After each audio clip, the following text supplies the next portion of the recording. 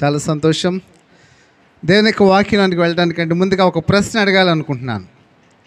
సమాధానం చెప్పడానికి ఎంతమంది సిద్ధంగా ఉన్నారో చూద్దాం. ఆ ప్రశ్న ఏంటంటే, గడిచిన వారం రోజులుగా బైబిల్ క్రమంగా చదువుతాం మొదలుపెట్టిన వారు ఎవరు? చదువుతున్నవారు. ఒకవేళ ఒకప్పుడు చదువుతున్నారు, మంచిది. అయినా మరలా దాన్ని కొనసాగిస్తున్నా అన్నవారు ఒకసారి మీ కుడి హస్తాన్ని తల దేవుని స్తుతిస్తారా? హల్లెలూయా, హల్లెలూయా. దేవుని యొక్క వాక్యాన్ని ప్రతిరోజు చదవాలి. ఆమేన్. ఎందుకంటే దేవుని యొక్క వాక్యాన్ని చదవకుండా మన జీవితంలో మనము ఏది తెలుసుకోలేమండి. దేవుని యొక్క వాక్యం ఎలాంటిదంటే, ఒక పాట ఉంది. ఆ పాట ఏంటంటే, ఆయన వాక్యం అనేది స్వస్థపరిచేది, ఆదరించేది, నడిపించేది, తర్వాత ధైర్యం ఇచ్చేది. దేవుని యొక్క మాట, వాక్యం అనేది చాలా మానవ జీవితాలకు దేవుడిచ్చిన ఒక ఆశీర్వాదం ఏంటంటే ఆయన యొక్క గ్రంథం. ఆమేన్, హల్లెలూయా. కాబట్టి దేవుని యొక్క వాక్యాన్ని అనుదినము మనం చదవటం అనేది చాలా అవసరం. కాబట్టి మీరు ఎంతమంది వాట్సాప్ వాడుతున్నారో వారందరి కోసం నేను ఏం చేస్తానంటే, ప్రతి అధ్యాయాన్ని లేదా రోజుకు ఒక భాగాన్ని చెప్పాను కదా, రోజుకు ఒక రకం. ఒకరోజు పంచకాండాల్లో, రెండవ రోజు ఇశ్రాయేల్ చరిత్ర, మూడో రోజు సువార్తలు, నాలుగవ రోజు వచ్చేసి అపోస్తల కార్యములు, 5, 6 రోజులు వచ్చేసి పత్రికల వాక్య భాగము, 7వ రోజు వచ్చేసి ఆదివారం. ఆ రోజున కీర్తనలు, సామెతలు అనుకున్నాను, కానీ కీర్తనలు మాత్రమే పెడుతున్నాను. సామెతలు రోజు చదువుదాం, చదవలేకపోయినా కనీసం విందాం. ఆమేన్, హల్లెలూయా. దేవుని యొక్క వాక్యాన్ని వినటం ద్వారా, చదవటం ద్వారా చాలా దీవించబడతారు. అయితే వాట్సాప్లో ఏదైతే పెడుతున్నానో అది మీరు సులభంగా చదవటానికి, చాలా సులభంగా ఆ భాగాన్ని వాట్సాప్లో చదివి తర్వాత ఆ వచనాల ప్రకారం మీరు చదువుతూ ఉంటే బైబిల్ చాలా తేలిగ్గా మీకు అర్థమవుతుంది. నేను అది సేవకులకు ఇస్తాను రెగ్యులర్గా. అని వాళ్ళకి ఏది చెప్పినా కూడా అలాంటిది ఇచ్చి వాళ్ళతో తక్కువ సమయంలో బైబిల్ చదివించి తర్వాత ఆ క్లాస్ తీసుకుంటాను. కాబట్టి ఆ విధానాన్ని మీరు కూడా పాటిస్తే మంచిది. నా ఆశ, చేసిన వారు దీవించబడతారు, అది మాత్రం నేను చెప్పగలను. ఆమేన్, హల్లెలూయా. చేయటం అనేది మీ వంతు, ప్రేరేపించడం నా వంతు. హల్లెలూయా. ఈరోజు ఉదయకాలం వాక్య ధ్యానం మెత్తమై ఒక చిన్న వచనాన్ని చదువుదాం. 119వ కీర్తన 105వ వచనం చదువుదాం. 119వ కీర్తన 105వ వచనం. నీ వాక్యము నా పాదములకు దీపమును, నా త్రోవకు వెలుగునై ఉన్నది. ఆమేన్. ఈ మాట నాతో చెప్తాం అందరూ కూడా. నీ వాక్యము నా పాదములకు దీపమును, నా త్రోవకు వెలుగునై ఉన్నది. ఆమేన్. భక్తుడైనటువంటి దావీదు రాసినటువంటి కీర్తన 119వ కీర్తన. 119వ కీర్తన అంతా కూడా దేవుని యొక్క వాక్యముని గురించి చెప్పబడిందండి. మీరు కానీ చదివితే ఆ 119వ కీర్తన, ఆ సమయం వచ్చినప్పుడు అన్ని విషయాలు వివరంగా ఇస్తాను, కానీ సందర్భాన్ని బట్టి ఒక 2 మాటలు చెప్తాను, జాగ్రత్తగా విందాం. 119వ కీర్తన మొత్తం కూడా చాలా విలువైనటువంటి భావములు, అది కూడా వాక్యముని గురించి రాయబడినాయి. ఆ విషయాలు ఏంటంటే, అందులో 119వ కీర్తనలో దేవుని యొక్క వాక్యం చదవటం ద్వారా ఆశీర్వాదం కలుగుతుంది అని మొదటి 8 వచనాల్లో ఉంది. తర్వాత 9వ వచనం నుండి 16వ వచనం వరకు దేవుని యొక్క వాక్యం చదవటం ద్వారా శుద్ధీకరించబడతాం. తర్వాత 17వ వచనం నుండి 24వ వచనం వరకు దేవుని యొక్క వాక్యం ద్వారా మనము వెలిగించబడతాం. తర్వాత భాగంలో 25 నుంచి 32 వరకు దేవుని యొక్క వాక్యం ద్వారా మనము జీవిస్తాం. తర్వాత 33వ వచనం నుండి 40వ వచనం వరకు ఆశీర్వాదముల కొరకు ప్రార్థన. 41వ వచనం నుండి 48వ వచనం వరకు దేవుని వాక్యం ద్వారా రక్షించబడతాం. 49 నుంచి 56 వరకు దేవుని యొక్క వాక్యం ద్వారా ఆదరించబడతాం. 57 నుంచి 64 వరకు దేవుని యొక్క వాక్యం ద్వారా సంతృప్తి పరచబడతాం. అలాగే 65 నుంచి 72 వరకు దేవుని యొక్క వాక్యము చేత సరిచేయబడతాం. అలాగే 73 నుంచి 80 వచనం వరకు దేవుని యొక్క వాక్యము ద్వారా నీతిమంతులుగా తీర్చబడతాం. 81 నుంచి 88 వరకు నిరీక్షణకు ఆధారమైంది దేవుని యొక్క వాక్యం. 89 నుంచి 96 వరకు దేవుని యొక్క వాక్యం అనేది నిత్యమైనది. 97 నుంచి 104 వరకు జ్ఞానమునకు తెలివికి ఆధారం ఏంటంటే దేవుని యొక్క వాక్యం. తర్వాత 105 వచనం నుండి 112 వరకు వెలుగు మరియు ఆనందమునకు ఆధారం ఏంటంటే దేవుని యొక్క వాక్యం. 113 నుంచి 120 వరకు భద్రతకు ఆధారము దేవుని యొక్క వాక్యం. 125 1 నుంచి 128 వరకు నిశ్చయిత కాన్ఫిడెన్స్కి ఆధారం ఏంటంటే దేవుని యొక్క వాక్యం. నీ జీవితంలో కాన్ఫిడెన్స్ కావాలంటే దేవుని యొక్క వాక్యం చదవాలి. 129 నుంచి 136 వరకు దేవుని యొక్క వాక్యం ద్వారా నువ్వు మార్గదర్శకత్వం పొందుకుంటావు. 137 నుండి 144 వరకు నీ యొక్క ప్రవర్తన దేవుని యొక్క వాక్యం ద్వారా సరిచేయబడుతుంది. 145 నుంచి 152 వరకు బలమునకు ఆధారమైంది దేవుని యొక్క వాక్యం. 153 నుంచి 160 వరకు విమోచనకు ఆధారమైంది దేవుని యొక్క వాక్యం. 161 నుంచి 168 వరకు సమాధానమునకు ఆధారమైంది దేవుని యొక్క వాక్యం. ఆఖరిగా ఆశీర్వాదముల కొరకు ప్రార్థన. ఏమర్థమైంది చెప్పండి. జీవితంలో నీకు ఏది కావాలన్నా కలిగేది వాక్యం ద్వారానే. ఆమేన్. ఒకసారి అర్థం చేసుకోండి, ఇది సూక్ష్మమైనటువంటి భావం. ఈ భావం ఒకటి అర్థమైతే చాలు, వాక్యాన్ని మీరు వదిలిపెట్టరు. అన్నీ ఇచ్చేవారు ఆయన అయినప్పుడు ఆయన ఎందుకు వదిలిపెడతాం మనం? అతను వదలం కదా. అలాగే దేవుని యొక్క వాక్యము సమస్తమై ఉంది. మనం నివసించే భూమి వాక్యం వల్ల కలిగింది, ఆయన వాక్కు వల్ల కలిగింది. పైన ఆకాశం వాక్కు వల్ల కలిగింది. సూర్య చంద్ర నక్షత్రాలు, భూమి, తర్వాత ఆ యొక్క జలచరములు, నీరు, పక్షులు, చెట్లు అన్నీ కూడా సమస్తాన్ని దేవుడు తన వాక్కు ద్వారా కలగజేశాడు. ఆ వాక్కును దేవుడు గ్రంథంగా మనకిచ్చాడు. దేవుని యొక్క వాక్యాన్ని నువ్వు చదవకపోతే నీ జీవితంలో దేవుని యొక్క ఆశీర్వాదం ఉంటుందా? దేవుని యొక్క కార్యం ఉంటుందా? దేవునికి ఇష్టమైనటువంటి పరిస్థితి మనం కలిగి ఉండగలమా? అసాధ్యమైనటువంటి పని అండి. మీరు అంగీకరిస్తారు లేదు నాకు తెలియదు, కానీ ఇది నేను గ్రహించిన సత్యం. నేను చాలా ప్రాక్టికల్గా మీతో మాట్లాడుతున్నాను. ఈరోజు మీ ముందు నిలబడ్డాను అంటే కారణం కేవలం ఈ గ్రంథమేనండి. పాస్టర్ గారు కొడుకును కాబట్టి నేను పాస్టర్ అవ్వాలి అనేటువంటి ఆశ చిన్నప్పటి నుంచి ఉంది. కానీ అమ్మ నా దేవునికి ఒక మాట ఇచ్చింది. ఆ మాటను బట్టి పాస్టర్ అవ్వాలనేటువంటి ఆశ నాలో ఉంది. కానీ ఒక పాస్టర్ గారు కొడుకును కాబట్టి ఇక్కడ పాస్టర్ గారు నేను నిలబడలేదండి. నో, ఒక మారు మనసు పొంది రక్షణానుభవం కలిగి దేవునితో సహవాసం కలిగి దేవుని యొక్క వాక్యం ద్వారా బ్రతుకు మారినోడుగా నేను ఇక్కడ నిలబడ్డాను. కారణం ఏంటి తెలుసండి? ఈ గ్రంథమే. ఆమేన్, హల్లెలూయా.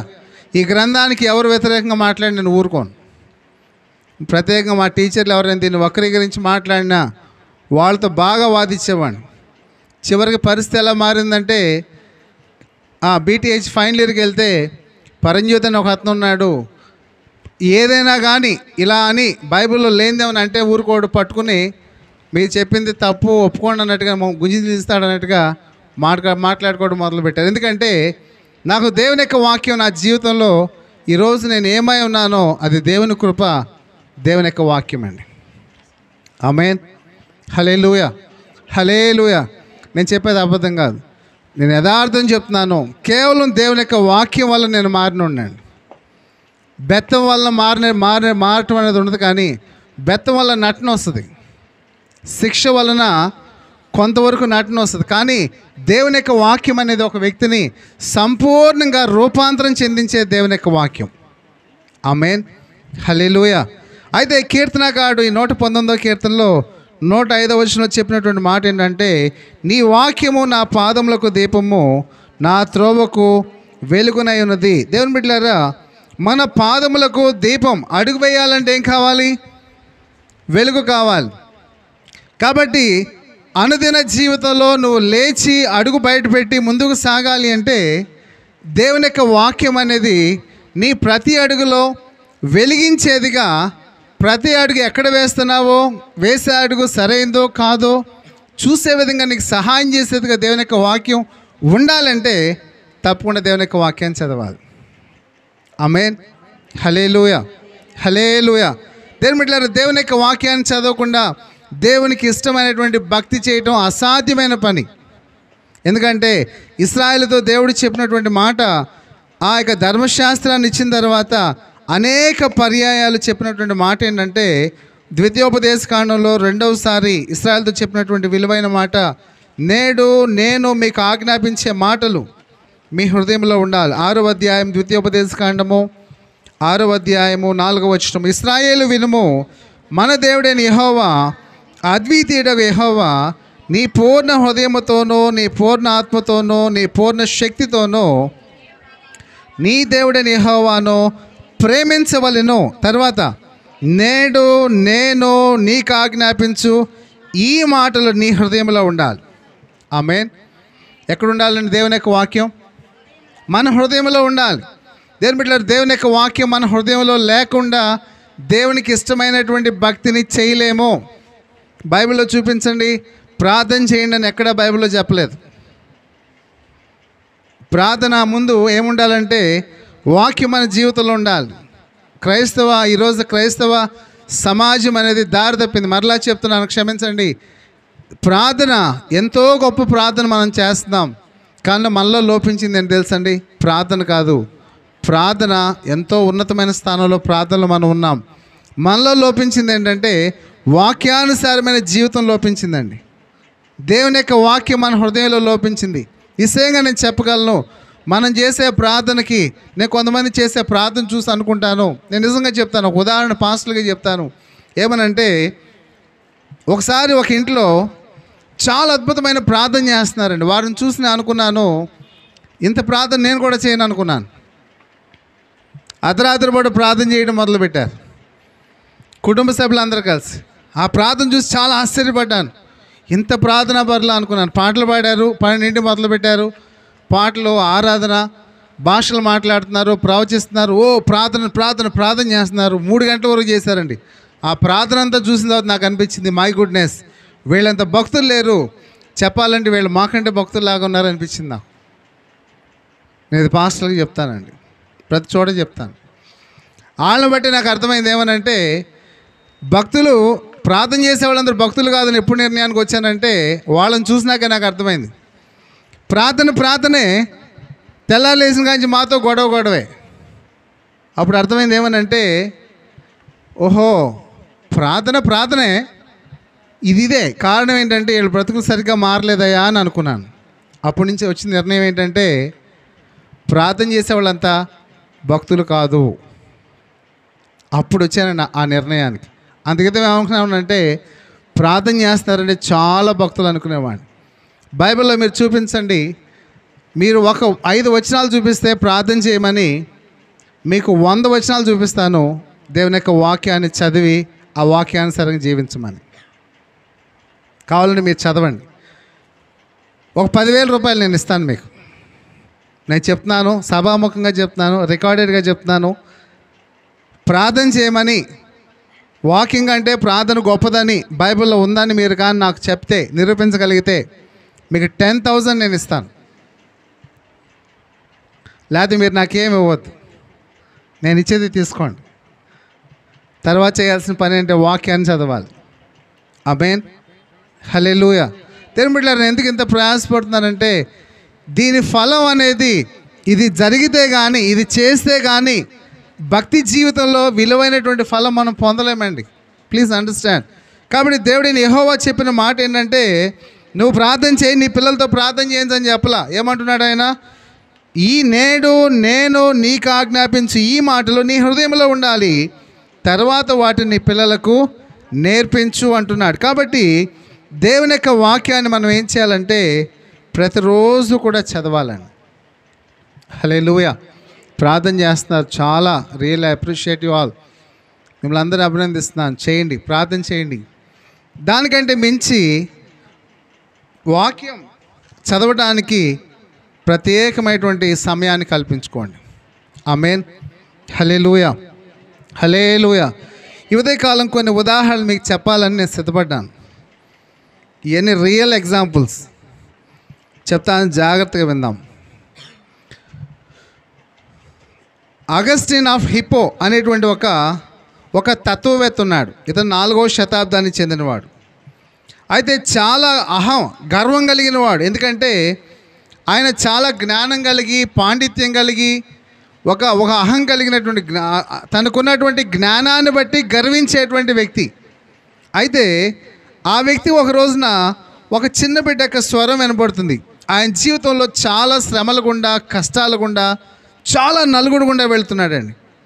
అలా వెళ్తున్న సమయంలో ఆయన ఒక స్వరాన్ని వింటున్నాడు. ఏమనంటే, ఆ బైబిల్ని తీసుకుని బైబిల్ని చదువు అని చెప్పేసి దేవుని యొక్క ఒక స్వరాన్ని ఒక చిన్న బిడ్డ చెప్తున్నట్టుగా ఆయన విన్నాడు.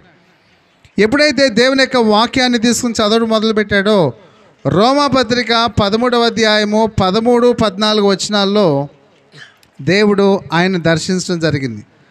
రోమాపత్రిక 13, 14 ఏముందో చదవండి ఒకసారి.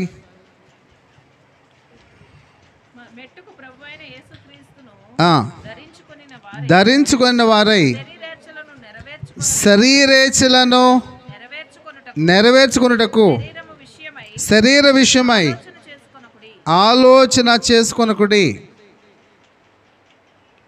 ఇంకా 13వ వచనం కూడా, అల్లరితో కూడిన ఆటపాటలైనను మత్తైనను లేకయు, కామ విలాసములైనను పోకిరి చేష్టలైన లేకయు, కలహమైనను మత్సరమైనను లేకయు, పగటి యందు నడుచుకున్నట్లుగా మర్యాదగా నడుచుకుందాము. మెట్టుకు ప్రభు అయిన యేసుక్రీస్తును ధరించుకున్న వారై శరీరేచ్ఛలను నెరవేర్చుకున్నటకు శరీర విషయమై ఆలోచన చేసుకొనకుడి. దేవుని బిడ్డలారా, దేవుడు ఆయనతో ఆ వాక్యం ద్వారా మాట్లాడాడు. దాని ద్వారా జరిగింది ఏంటంటే, తన యొక్క పాప జీవితాన్ని విడిచిపెట్టాడు. జాగ్రత్తగా ఉందాం.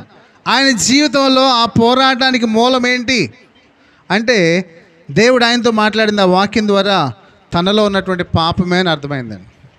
హల్లెలూయా. దేవుని బిడ్డలారా, మన జీవితంలో ప్రతిరోజు మనము శుభ్రం చేసుకుంటామండి. పళ్ళని శుభ్రం చేస్తాం, అవునా కదా? బ్రష్ చేయకుండా ఎవరు రారు కదా, రారు. బ్రష్ చేసేటప్పుడు కూడా రకరకాల పేస్ట్ వాడతారు. అందరు పేస్ట్ రేపు తీసుకురామంటే అన్ని కంపెనీలు ఇక్కడే ఉంటాయేమో. పళ్ళకి పేస్టు, నాలుగును శుభ్రం చేయడానికి ఒక టంగ్ క్లీనరు, శరీరం కోసం రకరకాలైన సోప్స్, తలకి ఇంకొక రకరకాలైన షాంపూలు, తర్వాత ఎన్నో రకాలైనటువంటివి మన శరీరాన్ని శుద్ధి చేసుకోవడానికి ఉన్నాయండి. అయితే మన అన్ని రకాల శుద్ధి చేసుకుంటున్నాం. మనం చేయాల్సిన శుద్ధి శారీరక శుద్ధి బాగానే చేసుకుంటున్నాం, కానీ అంతరంగ శుద్ధిని చేసుకునే విషయంలో మనం చాలా బలహీనంగా, నిర్లక్ష్యంగా, సోమరులుగా ఉంటున్నామండి. ఆధ్యాత్మిక పతనం అనేది గడిచిన వారంలో దేవుని యొక్క వాక్యాన్ని ధ్యానం చేశాం. సత్యాన్ని మనం అనుసరించినప్పుడు ఆత్మలో వర్ధిల్లుచున్న ప్రకారం అన్ని విషయాల్లో వర్ధిల్లుతావు. అన్ని విషయాల్లో వర్ధిల్లాలి అంటే నువ్వు ఆత్మలో వర్ధిల్లాలి. ఆత్మలో వర్ధిల్లాలంటే సత్యమును అనుసరించాలి. సత్యం అంటే దేవుని యొక్క వాక్యం. దేవుని యొక్క వాక్యాన్ని నువ్వు అనుసరించినప్పుడు నువ్వు ఆత్మలో వర్ధిల్లుతావు. తద్వారా అన్ని విషయాల్లో వర్ధిల్లటం మొదలవుతావండి. హల్లెలూయా. ఈ అగస్టిన్ ఆఫ్ హిప్పో అనేటువంటి ఆయన జీవితంలో ఉన్నటువంటి బలహీనత నుంచి ఎప్పుడైతే ఆ వాక్యం ద్వారా దేవుడు ఆయనతో మాట్లాడాడో, అంతే తన శరీరేచ్ఛలను విడిచి దేవుణ్ణి ధరించుకున్నవాడుగా జీవించాడు. విశేషమైన విషయం ఏంటంటే, సంఘ చరిత్రలో పౌలు తర్వాత ఒక అద్భుతమైనటువంటి వేదాంతవేత్త ఎవరంటే ఈ అగస్టిన్ ఆఫ్ హిప్పో అండి. ఆమేన్. హల్లెలూయా, హల్లెలూయా. ఒక వ్యక్తిని పాపం నుంచి విడిపించింది ఏంటంటే దేవుని యొక్క వాక్యం. మరొక వ్యక్తి ఉన్నాడు, జాన్ న్యూటన్ అనేటువంటి ఆయన బానిసలను వ్యాపారం చేసే వ్యక్తి నుంచి ఒక రచయితగా పాటలు రాసేవాడుగా మారాడు. ఆయన ఏం చేస్తుండేవాడంటే బానిసలను తీసుకువెళ్ళి అమ్మేస్తుండేవాడు వేరే దేశాల్లో. అయితే ఆ రకంగా చేస్తున్నప్పుడు చాలా భయంకరమైనటువంటి జీవితాన్ని జీవిస్తున్నాడు. ఆయన ఒక సముద్రం ప్రయాణంలో వెళ్తున్నప్పుడు జరిగింది ఏంటంటే ఒక భయంకరమైనటువంటి తుఫాను ఆ ఓడను కొడతాం మొదలుపెట్టిందండి. అర్థమైంది ఇది ఆఖరు దశ అని. ఆఖరు దశ అన్నప్పుడు ఏం చేయగలం? మన ప్రయత్నాలు మనం చేస్తాం, ఇంకా అనేక రకాలుగా ప్రయత్నం చేస్తాం. ఇంకా అవకాశం లేదన్నప్పుడు ఆఖరిగా చిట్ట చివరికి మనం చేసే ప్రయత్నం ఏంటంటే దేవుడా అని సాగిలు పడతాం. అంతే, ఆయన కూడా అదే చేశాడు. దేవునికి మొరపెడతాం మొదలుపెట్టాడు. అప్పుడు దేవుని వాక్యాన్ని చదవడం మొదలుపెట్టాడు. తీస్తే ఆయనకు వచ్చిన భాగం ఏంటో తెలుసా? తప్పిపోయిన కుమారుడు కథ బైబిల్లో కనిపించిందండి. జాన్ న్యూటన్ ఆయన ఒక క్రైస్తవుడు, కానీ జీవితమేమో సరిగ్గా లేనటువంటి స్థితిలో ఉన్నాడు. ఆపదలో దేవుని యొక్క వాక్యాన్ని తీసినప్పుడు తప్పిపోయిన కుమారుడు గుర్తొచ్చినప్పుడు వెంటనే తన హృదయం బ్రద్దలైన వాడిగా తాను చేసేటువంటి ఆ పాపిష్టి పని విషయమై ఆ దేవుని దగ్గర పశ్చాత్తాపడి ప్రార్థన చేసుకున్నాడు. దేవుని దయ పొందుకున్నాడండి. ఆయన ఇంగ్లీష్లో ఒక పాట రాశాడు, అమేజింగ్ గ్రేస్ అని. అమేజింగ్ గ్రేస్ అంటే ఒక అద్భుతం, ఆశ్చర్యకరమైనటువంటి కృప. దేవుని యొక్క కృపను గురించి, నేను ఎంతో భయంకరమైన పాపిని నన్ను దేవుడు కరుణించాడని చెప్పి ఇంగ్లీష్ పాటలో చాలా హైలైట్ సాంగ్ అండి. అమేజింగ్ గ్రేస్ అంటే చాలా ఒక అద్భుతమైనటువంటి పాట. ఆ పాట రాసినటువంటి వ్యక్తిగా ఆ వ్యక్తి మారటం జరిగింది. ఆమేన్, హల్లెలూయా, హల్లెలూయా. తర్వాత మరొక వ్యక్తి, ఒక ఆమె కోరీ టెన్ బూమ్ అనేటువంటి ఒక ఆమె, ఈ నాజీ హిట్లర్ ఉన్నారు చూడండి, ఆ బ్యాచ్ ఉన్నారు కదా, వారు ఏం చేశారంటే అనేక మంది యూదులను గ్యాస్ ఛాంబర్లో పెట్టి చంపేయడం మొదలుపెట్టారు. కోరీ టెన్ బూమ్ అనేటువంటి ఒక ఆమె యూదురాలు. అయితే యేసు ప్రభువునందు విశ్వాసం ఉంచడం జరిగింది. ఆమె చెల్లైనటువంటి బెట్సీ ఇద్దరు కూడా కలిసి రహస్యంగా బైబిల్ని చదివేవాళ్ళండి. ఆ బైబిల్ కూడా మనకు దొరికినట్టుగా బైబిల్ పట్టుకుంటే అవకాశం లేదు. స్మగ్లింగ్ గూడ్స్ అంటారు కదా, అంటే అర్థం ఏంటి? స్మగుల్ గూడ్స్ అంటే చట్టబద్ధంగా కాకుండా రహస్యంగా తరలించిన వాటిని స్మగుల్డ్ గూడ్స్ అంటారు. అలాగే ఆ దేశానికి బైబిల్ని రహస్యంగా తీసుకెళ్లారు, చట్టబద్ధంగా తీసుకెళ్తాక లేదు. అలాంటి భయంకరమైన సమయాల్లో రహస్యంగా దేవుని యొక్క వాక్యాన్ని ఆ కోరీ టెన్ బూమ్ అనేటువంటి ఆమె, అలాగే తర్వాత ఆమె చెల్లైనటువంటి బెట్సీ ఇద్దరు కూడా కలిసి దేవుని యొక్క వాక్యాన్ని చదువుకుంటుండేవారు. దేవుని యొక్క వాక్యంలో వారు ఎప్పుడు బలపరచబడిన ఒక మాట ఏంటంటే రోమాపత్రిక 8వ అధ్యాయము 28వ వచనంలో ఏమని రాస్తుంది? దేవుణ్ణి ప్రేమించే వారికి, అనగా ఆయన సంకల్పము చొప్పున పిలువబడిన వారికి మేలు కలుగుటకై సమస్తమును సమకూడి జరుగుతున్నవని ఎరుగుదుము. ఆ మాట చేత వారు చాలా బలపరచబడ్డారని, ఆ మాటను బలంగా పట్టుకున్నారు. ఆ వాగ్దానం ఎత్తి ప్రార్థన చేసుకుంటూ ఉండేవారు. దేవుని మహాకృప, గ్యాస్ ఛాంబర్స్లో అనేక మంది, కొన్ని వేల మంది చనిపోయారండి. ఎవరు? యూదులు. ఒకే కాలంలో ఏమంటారు, పెద్ద పెద్ద గోడౌన్స్ లాంటివి ఉంటే గ్యాస్ ఛాంబర్స్, అందులో యూదులందరినీ బంధించి లోపలికి విషవాయువును వదిలితే అందులో వారు ఆ విషవాయువుని పీల్చుకుని కుప్పలు తెప్పలుగా, ఎలా ఈ కోల్డ్ స్టోరేజ్లో కానీ ఎలకల కోసం పెడితే ఎలుకలు ఎలా చచ్చిపోతాయి, అలా యూదులు అండి కుప్పలు తెప్పలుగా యూదులు చచ్చిపోయారు. చంపేసిన వ్యక్తి ఎవరంటే హిట్లర్. ఆ క్రమంలో వాళ్ళు నమ్మినటువంటి ఒక విశ్వాసం ఏంటంటే దేవుడు మన తప్పిస్తాడు. అక్క చెల్లిద్దరు కోరీ టెన్ బూమ్ అలాగే బెట్సీ, వారిద్దరూ కూడా విశ్వసించారు.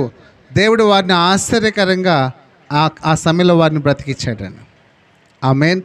తర్వాత వారిద్దరు కూడా కలిసి ప్రపంచంలో అనేక దేశాలకు వెళ్ళి దేవుని యొక్క ప్రేమను గూర్చినటువంటి సువార్త అనేక మందికి ప్రకటించారు.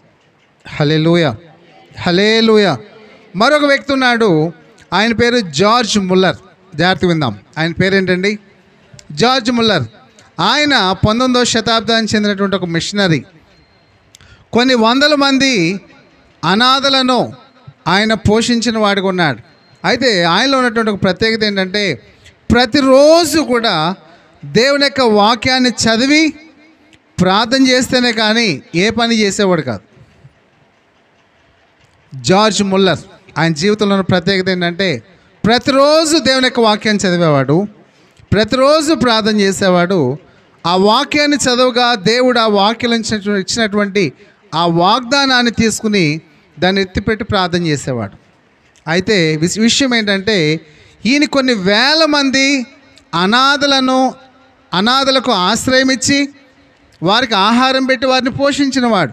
కానీ ఏ రోజు కూడా నేను ఇంతమంది అనాథలను పోషిస్తున్నాను, నాకు సహాయం చేయండి, ఇలా అనాథలు ఉన్నారు, వారి కోసం మీరు ఏదైనా ఇవ్వండి అని ఏ రోజు ఎవరి దగ్గరికి వెళ్ళి కనీసం చెయ్యి కాదు కదా ఒక నోటి మాటగా కూడా అడిగిన వ్యక్తి కాదండి. ఆయనకి నిశ్చయిత ఏంటంటే నేను రోజు నాతో దేవుడు మాట్లాడుతున్నాడు. దేవుని వాక్యాన్ని చదివి ఆయన ఒక వాగ్దానం తీసుకున్నాడు. ఏమనంటే ఫిలిప్పీ పత్రిక 4వ అధ్యాయము 19వ వచనము. ఫిలిప్పీ పత్రిక 4వ అధ్యాయం 19వ వచనం. కాగా దేవుడు తన ఐశ్వర్యము చొప్పున క్రీస్తుని ఆశ్రయించలేదు, వారిని పోషించడం కొరకు ఏం చేశాడు తెలుసండి? కేవలం దేవుని యొక్క వాగ్దానం ఫిలిప్పీ పత్రిక 4వ అధ్యాయము 19వ వచనం రాయబడిన మాట మీద ఆధారపడి ప్రతిరోజు దేవుడు సప్లై చేస్తాడు. దేవుడు ఆయన మహిమలో మన ప్రతి అవసరాన్ని తీరుస్తాడు అని ఎంతో రూఢిగా నమ్మాడండి. హల్లెలూయా, హల్లెలూయా. ఆశ్చర్యకరమైన విషయం ఏంటి చెప్పమంటారా? అద్భుతముగా దేవుడు అనేక రకాలుగా ఆహారాన్ని, ఆదాయాన్ని ఇచ్చి వారిని పోషించాడు. ఏ రోజు కూడా వారు పస్తుండలేదండి. ఎన్ని రోజులు తెలుసా? అక్షరాల 60 సంవత్సరాలు. ఆమేన్, హల్లెలూయా. ఆ దైవజనుడికి ఆ యొక్క గొప్ప నిశ్చయిత ఎక్కడి నుంచి వచ్చింది? ఆ దైవజనుడికి సమకూర్చింది ఏంటి? ఆ దైవజనుడు మనుషుల మీద ఆధారపడే వ్యక్తిగా కాక దేవుని మీద ఆధారపడేలాగా చేసింది ఏంటి? దేవుని యొక్క వాక్యం అండి. వినుట వలన విశ్వాసం కలుగుతుంది. దేవుని బిడ్డలారా, దేవుని యొక్క వాక్యం వినటం వల్లే విశ్వాసం కలిగితే వారానికి ఒకరోజు వినేటువంటి మనకు, అప్పుడప్పుడు అక్కడెక్కడెక్కడ ఒక వాగ్దానం వినేటువంటి మనకు వాగ్దానం ఒకటి వింటే సరిపోదండి. దేవుని యొక్క వాక్యాన్ని చక్కగా ప్రతిరోజు క్రమంగా చదవాలి. దేవుని యొక్క వాక్యాన్ని నువ్వు ఎంత క్రమంగా చదువుతావో అంతగా నువ్వు ఆత్మలో వర్ధిల్లటం మొదలవుతావు. హల్లెలూయా, హల్లెలూయా. దేవుని బిడ్డలారా, నువ్వు నీ జీవితంలో నువ్వు ఎలాంటి పరిస్థితిలో ఉన్నా కూడా నీ ప్రతి పరిస్థితికి సమాధానం ఇచ్చేది ఏంటి? దేవుని యొక్క వాక్యం. అన్నిటికీ సమయం ఉంది, దేనికి సమయం లేదు? దేవుని యొక్క వాక్యానికి సమయం లేదండి. దేవుని బిడ్డలారా, మన శరీరానికి ఆహారం తీసుకోవడానికి సమయం ఉంది. స్త్రీలు చేసే పనేంటి? పురుషులు చేసే పనేంటి? లోక సామెత, కోటి విద్యలు అమ్మ.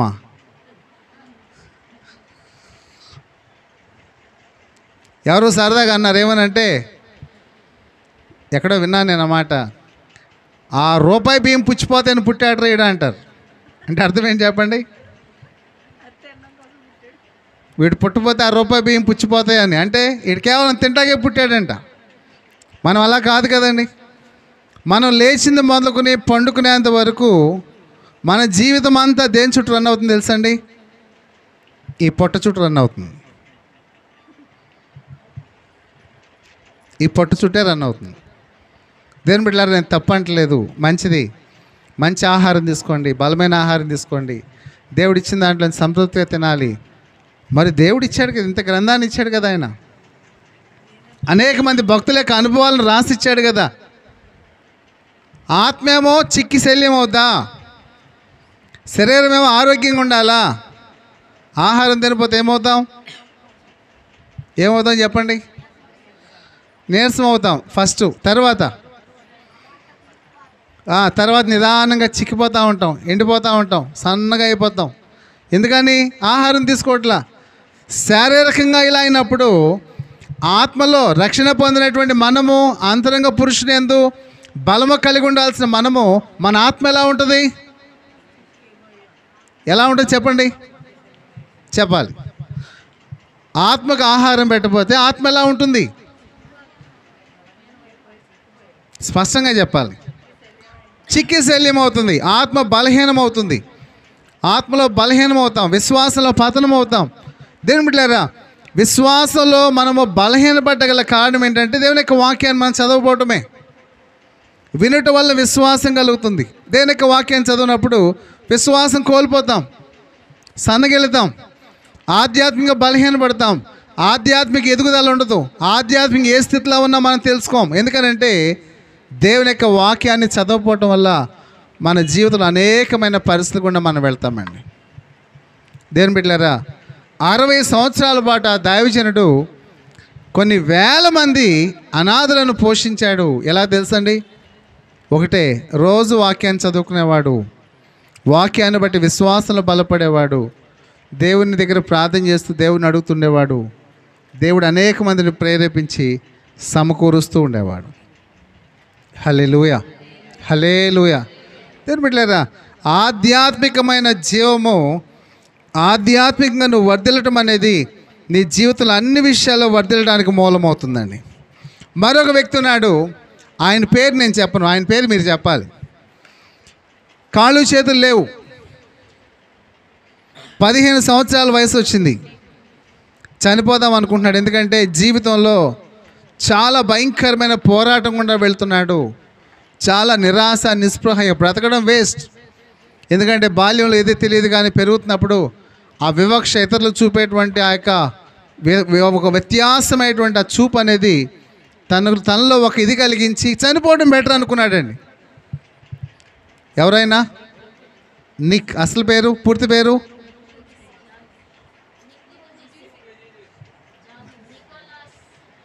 ఓకే, నిక్ ఉజీ సిక్. ఓకే, అది పలకడం రాకే మిమ్మల్ని చెప్పమన్నాను. Thank you. అయితే విషయం ఏంటంటే ఆయన జీవితంలో అలా వెళ్తున్నప్పుడు దేవుని యొక్క వాక్యాన్ని రోజు చదివేవాడండి ఆయన కూడా. అయితే దేవుని యొక్క వాక్యంలో ఒక వచనం ద్వారా ఆయన బలపరచబడ్డాడు. ఏదో చెప్పగలరా? మర్చిపోయాను. ఇక్కడ చౌత్రాలో స్కూల్కి వచ్చారు కదా ఆయన, చౌత్రాలో గర్ల్స్ హై స్కూల్కి వచ్చాడు ఆయన, స్టేడియం కూడా వచ్చాడు. Yes, correct. యోహాను సువార్త 9వ అధ్యాయం 3వ వచనం అండి. యోహాను సువార్త 9వ అధ్యాయము 3వ వచనం. ఆయన జీవితాన్ని బలపరిచి, వీడైననో వీడు కన్నవారైననో పాపము చేయలేదు కానీ దేవుని క్రియలు వీని యందు ప్రత్యక్షపరచకే వీడు గుడ్డివాడిగా పుట్టెను. దేవుని బిడ్డలా చూడండి, దేవుని యొక్క క్రియలు అతని ద్వారా ప్రత్యక్షపరచబడాలి అని దేవుడు అతను కలగజేశాడనే మాట అతన్ని ఆదరించింది. ఈ రోజున ఆయన సజీవుడిగా భార్యను కలిగి బిడ్డలను కలిగి ప్రపంచమంతా కూడా ఆ దేవుని యొక్క వాక్యాన్ని పట్టుకుని దేవుని మహిమపరిచి ఒక అద్భుతమైన వ్యక్తిగా ఉన్నాడండి. మనకు అన్నీ ఉన్నాయి, మనకి అన్ని అవయవాలు ఉన్నాయి, మనం దేవుని మహిమపరచలేం. అన్నీ లేకపోయినా దేవుని మహిమపరిచేవాడు ఆయనండి. కారణం ఏంటి తెలుసా? కారణం ఏంటి చెప్పాలి? కారణం ఏంటంటే దేవుని యొక్క వాక్యం అతన్ని బలపరిచిందండి. హల్లెలూయా, హల్లెలూయా. దేవుని యొక్క వాక్యాన్ని మనం చదవం, నిరాశ గుండా వెళ్తాం, నిస్పృహ గుండా వెళ్తాం, కృంగిపోతాం, విసిగిపోతాం, ఇంకేదేదో అనుకుంటాం, ఇంకా ఎన్నో ఎన్నో పిచ్చి ఆలోచనలు మన మైండ్ గుండా వెళ్తుంటాయి. అనిపించినలా చేస్తాం, కానీ ఎట్టి పరిస్థితుల్లో కూడా మనం ఏం చేయమంటే దేవుని యొక్క వాక్యానికి మన జీవితంలో చోటిచ్చి దేవుని యొక్క వాక్యం చొప్పున వాక్యాన్ని బట్టి బలపడదాం అనేటువంటి ఆశ మనకు ఉండదండి. 119వ కీర్తన చెప్పాను, ఇందాక చదివాను నేను. అవుట్లైన్ అవసరం సాధ్యమైతే నేను మీకు ఇస్తాను. ఎందుకంటే దేవుని యొక్క వాక్యము ఏ రకాలుగా పనిచేస్తుంది అనేది ఆ 119వ కీర్తనలో ప్రతి ఒక్క స్ట్రాంజా అంటారు దాన్ని, ఒక చరణం మన భాషలో. ఒక్కొక్క చరణంలో ఒక్కొక్క భావాన్ని పరిశుద్ధాత్మ దేవుడు రాయించాడండి. దేవుని యొక్క వాక్యం ఎంత జీవం ఉందండి. విచారకరమైన విషయం, సాతాను పెట్టినటువంటి ఒక ముసుగు ఏంటంటే, ఈ గ్రంథాన్ని చదవకుండా, ఈ గ్రంథాన్ని గ్రహించకుండా, ఈ గ్రంథాన్ని అనుసరించకుండా, దేవుని యొక్క వాక్యం దగ్గరికి మనకు రాకుండా మన జీవితానికి ఒక అంధత్వం కలగజేశాడు అంతే. ఈ రోజున క్రైస్తవ్యానికి, క్రిస్టియానిటీ హ్యాస్ నో పవర్. క్రైస్తవ్యానికి శక్తి లేకపోవడం ప్రధానమైన కారణం ఏంటి తెలుసండి? దేవుని యొక్క వాక్యాన్ని చదవపోవటమేనండి. దేవుని యొక్క వాక్యాన్ని చదవపోవటమే, దేవుని యొక్క వాక్యం తెలియపోవటమే. అజ్ఞానానికి కారణం దేవుని యొక్క వాక్యం తెలియపోవటం. చూడండి దేవుని బిడ్డలారా, ఆ యొక్క నిక్ ఆయన జీవితంలో ఒక అద్భుతమైనటువంటి వ్యక్తిగా మార్చబడ్డాడు. వాస్తవానికి 15 సంవత్సరాలు చనిపోవాల్సినటువంటి వ్యక్తి వయసులో ఈ రోజున సజీవుడిగా ఉన్నా అంటే కారణం ఏంటంటే ఒకే ఒకటండి, పరిశుద్ధ గ్రంథం. ఆమేన్, హల్లెలూయా, హల్లెలూయా. మనం ఏం చేస్తున్నాం చెప్పాలి? మనం ఏం చేస్తున్నాం? బైబిల్ గ్రంథంలో చూస్తే ఐథియోపియా నపుంసకుడు ఉన్నాడు, ఒక ఖజానాదారుడు. సత్యాన్ని కనుగొనాలని దేవుని యొక్క వాక్యాన్ని చదువుతున్నాడు, కానీ సత్యాన్ని గ్రహించలేని వాడుగా ఉన్నాడు. అలాంటి ఒక దయనీయమైన స్థితిలో ఉండగా పరిశుద్ధాత్మ దేవుడు అతని కొరకు ఫిలిప్పును పంపించాడు. ఆమేన్.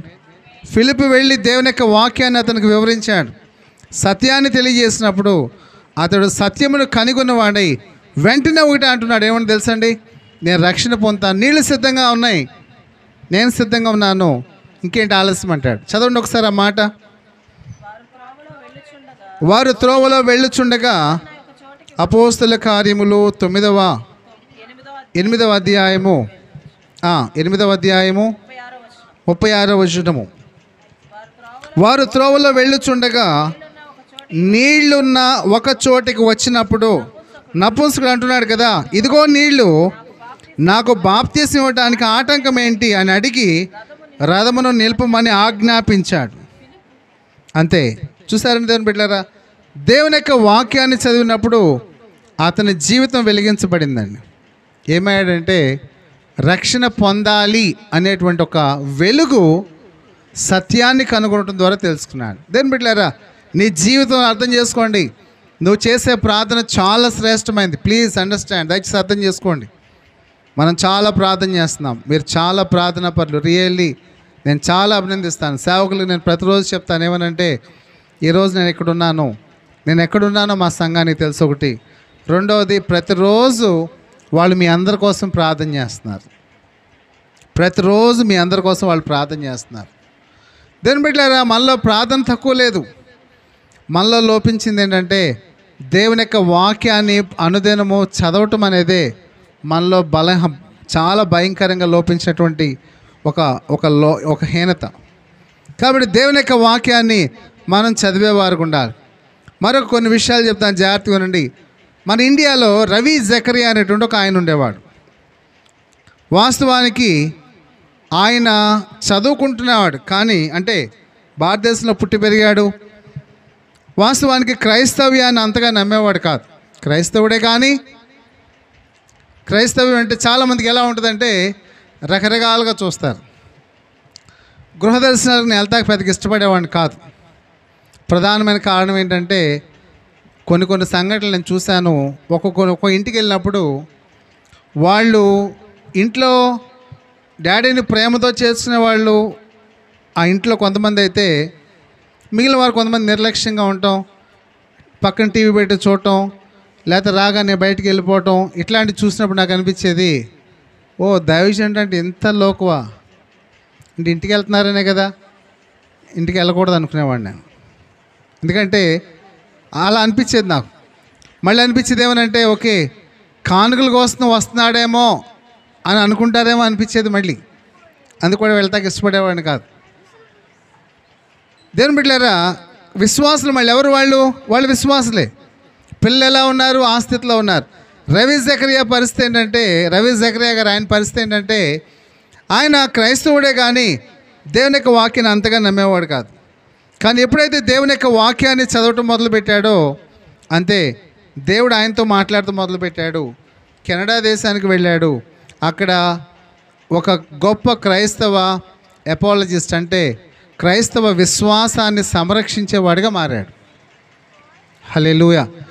ఏ గ్రంథాన్ని అయితే ఒకప్పుడు నమ్మలేదో ఆ గ్రంథమే సత్య గ్రంథము, ఆ గ్రంథంలో రాయబడిన ప్రతి మాట వాస్తవం అని నిరూపించడానికి ప్రపంచానికి సవాల్ చేసే వ్యక్తిగా ఆయన మారాడండి. కారణం ఏంటి? దేవుని యొక్క వాక్యం అనేది ఒక వ్యక్తిని విశ్వాసంలో బలపరిచేదిగా ఉంటుంది.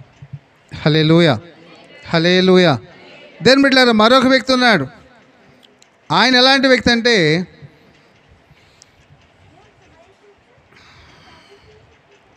క్రైస్తవ్యాన్ని, ఆయన పేరు జాష్ మ్యాక్డవెల్ ఆయన పేరు. అయితే క్రైస్తవ్యం సరైనది కాదు, అది తప్పు అని నిరూపించాలని చెప్పి ఆయన నిర్ణయించుకున్నాడు. జాగ్రత్త వినండి. క్రైస్తవ్యము సరైనది కాదు, సరైన విశ్వాసం కాదు, బైబిల్ తప్పు అని నిరూపించాలని చెప్పి బైబిల్ చదవడం మొదలుపెట్టాడు. చదవడం మొదలుపెట్టినప్పుడు జరిగింది ఏంటంటే దేవుని యొక్క వాక్యం ఆయనతో మాట్లాడడం మొదలుపెట్టింది. ఎప్పుడైతే ఆయన చదవటం మొదలుపెట్టాడో అంతే దేవుని యొక్క వాక్యాన్ని తన వాక్యమునకు తన జీవితాన్ని సమర్పించుకున్నాడు. ఆయన కూడా క్రైస్తవ విశ్వాసాన్ని సంరక్షించేటువంటి ఒక గొప్ప ఎపాలజిస్ట్గా మారాడండి. హల్లెలూయా. ఇలా వందల స్టోరీలు ఉన్నాయండి ఇక్కడ. నేను చదువుతుంటే నాకే బుర్ర తిరిగింది. My goodness. ఖాళీగా ఉన్నప్పుడు చదవండి, నెట్లోకి వెళ్ళి చదవండి. బోల్డ్ ఎంతమంది అసలు ప్రపంచాన్ని ఇలా ఒకళ్ళు కాదు. మన భారతదేశానికి స్వాతంత్రం వచ్చిందన్న కారణం మహాత్మా గాంధీ అయితే, ఆ మహాత్మా గాంధీకి జ్ఞానోదయం కలగజేసింది దేవుని యొక్క వాక్యం. యేసుప్రభు వారు కొండ మీద చేసినటువంటి ఆ ప్రసంగమండి. 5, 6, 7 మత్తయి సువార్త అధ్యాయంలో యేసుప్రభు వారు బోధించిన బోధ. ఆమేన్. కానీ ఇంత గొప్ప గ్రంథాన్ని మనం దగ్గర పెట్టుకుంటున్నాం. మనం ఏం చేస్తున్నామంటే ఈ గ్రంథాన్ని అలా పెట్టుకుని అలా మన కాలాన్ని గడుపుతున్నాం. దేవుని బిడ్డలారా, ఇంకో వ్యక్తి ఉన్నాడు. ఆయనకున్న పేరేంటి తెలుసా? The Bible smuggler. ఏం పేరు అయింది? ఆయన పేరే బైబిల్ స్మగ్లర్ అని పేరు పెట్టారు. ఎందుకంటే ఆయన అసలు పేరు ఆంధ్రయ్య. ఆయన్ని గాడ్స్ స్మగ్లర్ అని, బైబిల్ స్మగ్లర్ అని రకరకాలుగా పిలిచేవాళ్ళు. దేవుడు ఆయన దర్శించినప్పుడు ఒక ప్రాణాపాయ పరిస్థితిలో తన ప్రాణం ఉన్నప్పుడు దేవుడు ఆయన కాపాడాడు. అంతే.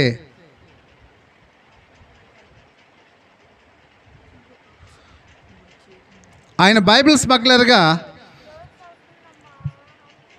ఆ బైబిల్స్ని ఆ కమ్యూనిస్ట్ దేశాలకు తీసుకువెళ్తుండేవాడు. కమ్యూనిస్ట్ దేశాలంటే నాస్తికులు, వారు దేవుడిని నమ్మరు.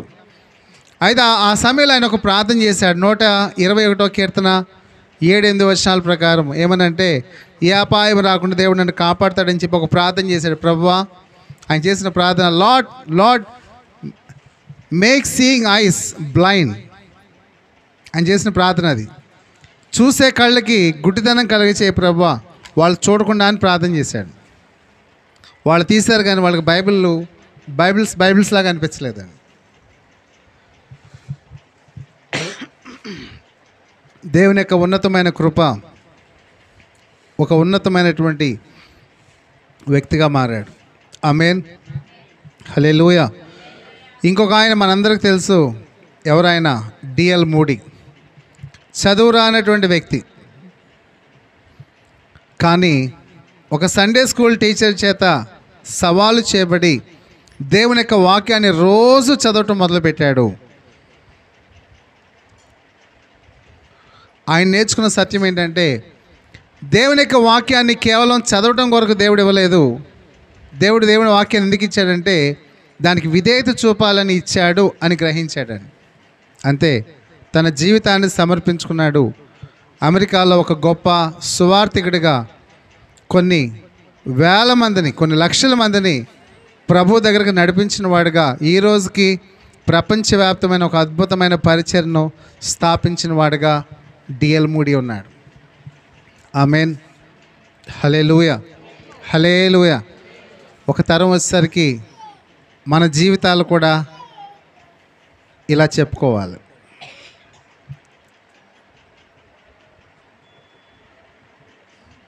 ఆమేన్ చెప్పరే. మేమా అనుకుంటున్నారా?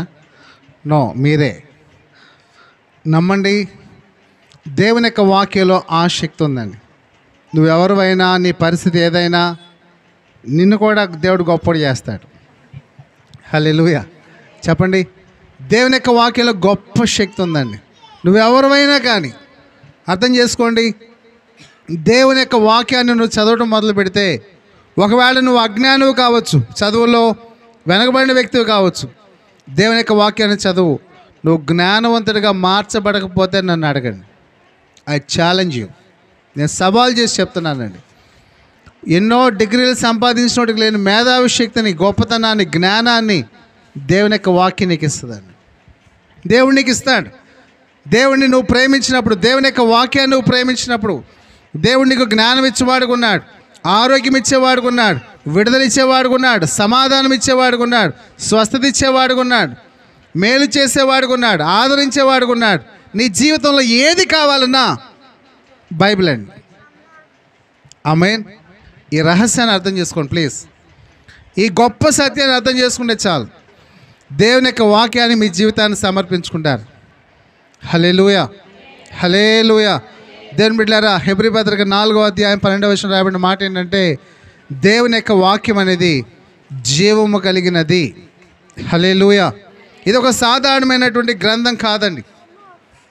చూడటానికి మనుషుల చేత రాయబడింది, కానీ ఒక స్థలంలో 40 మంది కూర్చుని రాసింది కాదు. 40 మంది 1600 సంవత్సరాల కాలంలో, ఒక్కొక్క కాలంలో ఒక్కొక్కరిని దేవుడు రేపితే వారిని ప్రేరేపించినప్పుడు పరిశుద్ధాత్మ చేత నింపబడి దేవుని యొక్క ఆలోచనలను గ్రంథస్థం చేశారు. దేవుని యొక్క వాక్యాన్ని నువ్వు అర్థం చేసుకోవాలంటే, ఈరోజు నువ్వు బైబిల్తో కూర్చుని పరిశుద్ధాత్మ సహాయాన్ని కోరి దేవుని యొక్క వాక్యాన్ని చదువు. పరిశుద్ధాత్మ దేవుడు నీతో మాట్లాడతాడు. సర్వసత్యంలో దేవుడు నిన్ను నడిపిస్తాడు. ఆమేన్. దేవుని యొక్క వాక్యాన్ని చదవకుండా నువ్వు ఆత్మలో వర్ధిల్లటం అసాధ్యం. దేవుని యొక్క వాక్యాన్ని చదవకుండా నీ జీవితంలో కార్యం చూడటం అనేది చాలా కష్టమైన పని అండి. ఎందుకంటే ప్రార్థన ద్వారా దేవుడు సమాధానం ఇస్తాడు, కానీ దేవుని యొక్క వాక్యానుసారమైన ప్రార్థన ద్వారా దేవుడు నిశ్చయంగా సమాధానం ఇస్తాడండి. ప్రార్థన ద్వారా సమాధానం వస్తుందో లేదో నాకు తెలియదు, కానీ సంపూర్ణంగా వస్తుందని నేను చెప్పను. ఎందుకంటే ప్రార్థన అంటే గొంతెమ్మ కోరికలు కోరుకోవటమండి. నో, వాక్యానుసారమైన ప్రార్థన అంటే దేవుని చిత్తం ఏంటో గ్రహించి ఆ చిత్త ప్రకారం ప్రార్థన చేయటం. ఆమేన్. అందుకే యేసు ప్రభువు వారు చెప్పిన మాట యోహాను సువార్త 15వ అధ్యాయంలో, మీరు నా యందును మీ యందు నా మాటలు నిలిచి ఉన్న ఎడల మీకు ఏది ఇష్టమో అడుగుడేది మీకు ఇస్తా అన్నాడు. పై వచ్చిన తీసి పక్కన పెట్టి, మీది వచ్చిన తీసి ఒక క్యాలెండర్లో వేసి వాగ్దానం అని చెప్పి, దేవా thank you Jesus for the great promise అని చెప్పి చదువుకుని ప్రభువా విచారం కొట్టివేసి, నేను వారికి ఆనందము అబ్బా యేసయ్యా నా విచారం మొత్తం కొట్టేస్తాను ప్రభా ఈ 2025లో, నేను నమ్ముతున్నాను ప్రభా అంటే పోదు. దేవుని బిడ్డలారా, నువ్వు ఆయనలో ఉండాలి, ఆయన మాటలు నీలో ఉండాలి, ఈ గ్రంథం నీలో ఉండాలి. పాత నిబంధనలో ఏదైతే యెహోవా దేవుడు ఇశ్రాయేలుతో చెప్పాడో, నేడు నేను మీకు ఆజ్ఞాపించు మాటలు, ఈ మాటలు మీ హృదయంలో ఉండాలని దేవుడు చెప్పాడో, యేసు ప్రభు వారు వచ్చి కూడా మీ యందు నా మాటలు ఉండాలంటే అదే మాట. భావమైనా మారిందా? అది పాత నిబంధన కాబట్టి కొట్టివేయబడింది. ఇక్కడ కొత్త నిబంధనలు వేరేగా యేసయ్య చెప్పారు, బైబిల్తో పని లేదని చెప్పారని అన్నారా? లేదండి. ఆయన వచ్చి ఆయన వాక్యానుసారంగా ఏ గ్రంథాన్ని అయితే ఇచ్చారో ఆ గ్రంథం ప్రకారం ఆయన జీవించాడు. మన అందరం కూడా ఆ గ్రంథం ప్రకారం జీవించాలి అని దేవుడు కోరుకుంటున్నాడు. దేవుని బిడ్డలారా, ఆయన మాటలు చదువుదాం, ఆయన వాక్యాన్ని చదువుదాం. దేవుని యొక్క వాక్యానికి నువ్వు ఎంతగా చదువుతావో, ఎంతగా విధేయత చూపుతావో, అంతగా నీ జీవితంలో దేవుని యొక్క తోడు నువ్వు చూస్తావండి. హల్లెలూయా, హల్లెలూయా. రోజు వాక్యం చదవండి, రోజు వాక్యం చదవండి. అందుకే చెప్తున్నాను, మరలా చెప్తున్నాను, ఒకవేళ మిమ్మల్ని క్రమంగా చదివిద్దామని అనుకున్నాను, కానీ పాత నిబంధన దగ్గరే మొదలు పెడితే మనం వెళ్ళే స్టడీస్లో బైబిల్ వెంటనే అవ్వదు. కనీసం 4-5 సంవత్సరాలు పడుద్ది. మీరు ఎక్కడుంటారు అప్పుడు? ఆ కాండాల్లో నిదానంగా వెళ్తారు. అందుకే ఏమనుకున్నానంటే, ఒక సోమవారం ఏమో కాండంలో నుంచి ఒక వాక్య భాగం, అది క్రమంగా వెళ్తుంది. మంగళవారం వచ్చేసేమో ఇశ్రాయేల్ చరిత్ర, బుధవారం వచ్చేసేమో సువార్తలు, గురువారం వచ్చేసి అపోస్తుల కార్యములు, యేసుప్రభు వారు ఎలా పరిచర్య చేశారో దాన్ని అపోస్తులు ఎలా కొనసాగించారు. తర్వాత శుక్రవారం శనివారం వచ్చేసేమో విశ్వాసులుగా మనం ఎలా ఉండాలో పత్రికల్లో ఉంది. ఆదివారం వచ్చేసేమో కీర్తనలు, మనకిష్టమైన కీర్తనలు, వద్దన్నా చదివే కీర్తనలు. బైబిల్లో మీరు వాడేసి బాగా చదివేసి బాగా అండర్లైన్ చేసినటువంటి పుస్తకం ఏదంటే కీర్తనలు, కొట్టిన పిండి కీర్తనలు. ఈ కీర్తన చదివితే ఎంతో ఆదరించబడుతున్నావు అంటావు. నిజమే, బైబిల్ మొత్తం చదివితే ఆదరించబడతావు. ఆదరించబడటమే కాదు, అన్ని రకాలుగా నీ జీవితంలో ప్రతి పరిస్థితి మార్చబడుతుంది. హల్లెలూయా. కాబట్టి దేవుని యొక్క వాక్యాన్ని చదువుతాం. ఒకవేళ మీలో ఎవరికైనా బైబిల్ లేకపోతే నన్ను అడగండి, నేను మీకు బైబిల్ ఒకటి కొనుక్కొచ్చిస్తాను. దాన్ని ఉచితంగా ఇవ్వకూడదు. ఉచితంగా ఇస్తే మళ్ళీ ఎలా అవుద్ది, విలువలేనిది అయిపోద్ది. కాబట్టి మీకోసం సపరేట్గా మామూలుగా అయితే 300 ఎంత అవుద్ది, మీకోసం 500తో కొనుక్కొస్తాను. ఎంత విలువ పెట్టుకుంటే అంత కాస్ట్లీగా ఉంటుంది, అంత జాగ్రత్తగా చూస్తాం. ఈ బైబిల్ ఊరినే చదవలేదు నేను. ఒకవేళ మామూలు బైబిల్ మీకు ఇచ్చిన, మీ దగ్గర ఉన్న రెడ్ బైబిల్ లాంటిదే చదివేవాడిని కాదు. రెడ్ బైబిల్, గోల్డెన్ బైబిల్ ఒక పెద్ద ఫీలింగ్. ఎందుకంటే నా లైఫ్లో నాకు ఎక్కడ గోల్డ్ లేదు. నాకున్నది ఒకే ఒక గోల్డ్ బైబిల్. గోల్డెన్ బైబిల్ అని చదవటం మొదలుపెట్టానండి. అంతే, నా జీవితంలో దేవుని యొక్క కార్యం చూడటం మొదలుపెట్టాను. ఆమేన్. హల్లెలూయా, హల్లెలూయా. గోల్డెన్ బైబిల్ కావాలన్నా కొనుక్కొస్తాను. ఒక 2000 ఎంత అవుద్ది, 1500, 2000. చిన్న చిన్న చీమక్షరాలు కొనుక్కోకండి. రాను రాను దృష్టి తగ్గేదే కానీ పెరిగేది కాదు. కాబట్టి కనీసం నార్మల్ సైజు కొనుక్కోండి. కొంతమంది అయితే ఏకంగా ఇప్పుడే పెద్ద అక్షరాలు కొనుక్కుంటున్నారు, వృద్ధాప్యం దాకా పనికి వస్తుంది. Broader idea. God bless you. దేవుడు మనందరినీ దీవించును గాక. దేవుని యొక్క వాక్యాన్ని చదువుదాం. దేవుని యొక్క వాక్యానుసారంగా ప్రతిరోజు కూడా ప్రార్థన చేద్దాం. అలాగే దేవుని యొక్క వాక్యాన్ని సులువుగా చదవటం కోసం నేను అనుసరించే విధానాన్ని అదే నేను సేవకులకి ఇస్తాను. ప్రతిరోజు వాళ్ళతో బైబిల్ చదివించి ఆ క్లాస్ చెప్తుంటాం. అయితే ఏదైతే చదివిస్తానో అదే విధంగా సులువుగా చదవటానికి ఆ అధ్యాయం లేకపోతే ఆ భాగంలో ఏ వచ్చిన నుంచి ఏ వచ్చిన దాకా ఏముంది అనేది అవుట్లైన్ వాట్సాప్ గ్రూప్లో పెడుతున్నాను నేను. ఒకవేళ మీరు ఎవరిని వాట్సాప్ గ్రూప్లో లేకపోతే మీ నెంబర్ ఇవ్వండి, ఒక పేపర్ మీద వాట్సాప్ నెంబర్ రాసి ఇవ్వండి, నేను దాంట్లో యాడ్ చేస్తాను. ప్రతిరోజు మీకు ఉదయాన్నే పంపిస్తాను, రాత్రే పంపుతాను. పడుకునే ముందు అది పెట్టి పడుకుంటాను. ఎప్పుడు పెడితే అప్పుడే పడుకునేట్టు లెక్క, అది లెక్క. ఓకేనా? కాబట్టి ప్రతిరోజు బైబిల్ చదవండి. ఒక నోట్బుక్ పెట్టుకోండి. మీరు ఆత్మలో ఎంత వర్ధిల్లుతున్నారు అనేది తెలుసుకోవాలంటే ఒక నోట్బుక్ ఒకటి పెట్టుకోండి. చక్కగా పెట్టి రెఫరెన్స్ రాసుకోండి. ఆ రెఫరెన్స్ రాసి ఆ వాక్య భాగం అవుట్లైన్ కూడా రాసుకోండి. లేదా వాట్సాప్లో చూసి దాని ప్రకారం చదివి దేవుడు మీతో మాట్లాడింది శ్రద్ధగా చదివేటప్పుడు చిన్న ప్రార్థన చేసి ప్రత్యేకంగా కూర్చోండి. ఎవరికాళ్ళు ప్రశాంతంగా కూర్చొని పరిగెత్తద్దు. ఓకే, పనులు అన్ని జీవితకాలం ఉంటాయి. నేను ఎందుకో రాత్రి ఆలోచిస్తున్నాను, ఏదో తీసి చదువుతున్నాను, డాడీ ఫోన్ చూస్తున్నాను. అందులో డాడీ ప్రిపేర్ చేసిన చాలా ఉన్నాయండి. ఒక చక్కటి ఒక కామెంటరీని ఆయన ఫోటోలు తీసి దాన్ని కట్ చేసి ఒక బుక్ లాగా తయారు చేశారు. ఆఖరిగా ఆయన చేశారు కానీ ఆ పుస్తకం అసలు వాడలే ఆయన. అది చూసినప్పుడు నాకు అనిపించింది, చక్కగా తయారు చేశారు, వాడకుండా వెళ్ళిపోయారా అనిపించింది నాకు. మీకు అర్థమవుతుందా? ఎవరు ఎప్పుడు వెళ్ళిపోతారో చెప్పలేము. అలా అని నా తండ్రి ఏం చదవని విషయాలు ఏం కాదు. అది ఇంకొన్ని విషయాలు నేర్చుకుందాం, ఇంకా నేర్చుకుందాం, దేవుని వాక్యాన్ని ఇంకా నేర్చుకుందాం ఒక ఆశే. కానీ అన్నీ బైబిల్ మొత్తానికి క్షుణ్ణంగా అలా చదివి దేవుని యొక్క వాక్యంతో అలా జీవితాన్ని మలుచుకున్నటువంటి ఒక గొప్ప దైవజనుడు నా తండ్రి. ఆమేన్. హల్లెలూయా. మన జీవితాల్లో అది చాలా విలువైనది. నిశ్చయంగా నేను చెప్పగలను, నా తండ్రిని బట్టి నేను చాలా అతిశయపడతాను. అలాగే మీ బిడ్డలు కూడా మీ గురించి అతిశయపడాలంటే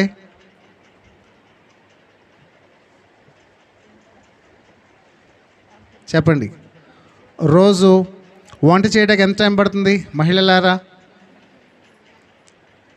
అన్నం అరగంట, కూర కడగడం, కొయ్యడం, చేసి అన్నీ చేసి చేయడం గంట, గంటన్నర, తర్వాత ఎన్ని కడగటం అదొక అరగంట లేదా ఒక 30 గంట. మొత్తం మీద రోజుకు ఉదయం ఒక 2 గంటలు, మధ్యాహ్నం 2 గంటలు, ఉదయం 1 గంట బ్రేక్ఫాస్ట్ గంట, మధ్యాహ్నం లంచ్కి 1 గంట 2 గంటలు, రాత్రి 1 గంట, గంటన్నర. ఉదయం ఏమైనా ఉంటాయి కదా వేస్తుందాంలే, ఏం చేస్తాం, ఎప్పుడు చేసి పచ్చడి వేస్తుందాం, పెరిగేస్తుందాం, సదురుకుంటాం కొన్నిసార్లు. ఎంత మొత్తం మీద ఎంత తీసేసినా 3 గంటలు 4 గంటలు మీరు కష్టపడతారు. దేనికోసం? కడుపు కోసం. 4 గంటలు, 5 గంటలు వేసుకోండి, లేకపోతే గట్టిగా 5 గంటలు మేము కూర్చొని మిమ్మల్ని చేయమంటలా. 4 గంటలు వండుతాం, 1 గంటన్న తింటాం కదా, మరి ఆస్వాదిస్తా తినాలి. బాగుంది, బాగుందా, వాళ్ళు బాగుందంటే పొంగిపోతాం. ఇది మనుషులు తినేదా అంటే కృంగిపోతాం. అవునా కదా? ఎన్నో రకాల కామెంట్లు వస్తూ ఉంటాయి. పొగిన భర్తే మళ్ళీ దింపేస్తూ ఉంటాడు ఆయన, చెప్పలేం. 5 గంటలు మొత్తం మీద మన కడుపు కోసం మనం వెచ్చించే సమయం 5 గంటలు అక్షరాల. మరి ఆత్మ కోసం ఎన్ని గంటలు వెచ్చిస్తున్నారు? దయచేసి మనసు పెట్టండి, ప్రార్థన చేయండి. ఎందుకంటే సాధారణమైన విషయం కాదు. దేవుని యొక్క వాక్యానికి మన జీవితంలో ప్రథమ స్థానం ఇద్దాం. ఆమేన్. ఎంతగా అయితే దేవుని ఇంట్లో పెద్ద ఫోన్ ఉంటే కనుక మీ వాట్సాప్ నెంబర్ ఒక పేపర్ మీద రాసి చిన్న పాస్టర్ గారికి ఇవ్వండి. ఇస్తారా? బేతేలు వాట్సాప్లో లేని వాళ్ళు ఒకసారి చేతులు ఎత్తండి. 1 2 3 4. నువ్వు లేవా? నువ్వు చాలా పెద్దవాళ్ళలాగా ఉన్నావు. గుడ్. కాబట్టి దయచేసి బైబిల్ చదువుదాం, మనసు పెట్టండి. దేవునికి ప్రతిరోజు కొంత సమయాన్ని, వాక్యానికి సమయం ఇవ్వండి. అది మీ ఆత్మకు ఆహారం. దేవుని వాక్యాన్ని చదివి దేవుడు మీతో మాట్లాడింది, అయ్యా నన్ను ఏం చేయమంటావు, నన్ను ఎలా ఉండమంటావు, నీకు ఇష్టంగా నేను ఎలా ఉండగలను, ఈరోజు నాకు ఒక వాగ్దానం ఇవ్వు, నన్ను ఆదరించు. రాయండి, అక్కడ ఆదరించిన మాట, వాగ్దానం రాయండి. ఒక హెచ్చరిక ఇది రాయండి, ఒక దిద్దుబాటు ఇది రాయండి, సరి చేసుకోవాల్సింది రాయండి. తప్పలేదు, చేద్దామా? రేపు వచ్చే వారం నుంచి చర్చికి వచ్చేటప్పుడు బైబిల్తో పాటు ఒక నోట్బుక్ కూడా తీసుకురండి. అయ్యా ఏదో గంట కూర్చుని వెళ్దామని వస్తున్నాం, నోట్బుక్ అంటున్నావు, పెన్ అంటున్నావు, ఇంట్లో హోంవర్క్ అంటున్నావు.